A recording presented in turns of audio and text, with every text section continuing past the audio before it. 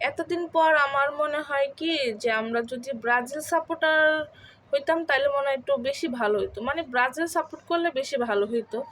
কারণ দেখেন যে যে ব্রাজিলের যেই জার্সিটা, এটা গত 20 বছর যাবৎ চলতেছে, ওদের নতুন করে কোনো জার্সি কিনতে হয় না। আর আমরা মানে গত বছর যে জার্সিটা পরছি এটা এই বছর পরতে পারবো না, কারণ কি নতুন করে একটা স্টার বসছে, তাহলে তো এটা আর করা যাবে না, নতুন করে কিনতে হবে, সেইখানে একটা ঝামেলা। তারপর এই যে দেখেন ব্রাজিল সাপোর্টাররা যেখানে যায় তাদেরকে ফ্রিতে 7 আপ খাওয়ানো হয়, কই আমাদেরকে দেখলে তো কেউ পানিও খাওয়ায় না। তাহলে এটা একটা সুবিধা না? এত গরমের মধ্যে আপনারা 7 আপ পাইতেছেন আর আমরা পাইতেছি না, আমরা আর্জেন্টিনা সাপোর্টার হয়ে 7 আপ পাইতেছি না।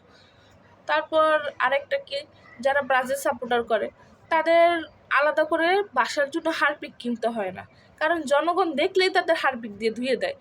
তাহলে এটা একটা বড় সুবিধা। আর এই গরমের মধ্যে 7 আপ পাওয়া, হারপিক পাওয়া, এটা কি কম বিষয়? সব বিবেচনা করে দেখলাম যে না, ব্রাজিল সাপোর্ট করলে মানে বেশি ভালো হইতো। এখন আপনারা কি বলেন?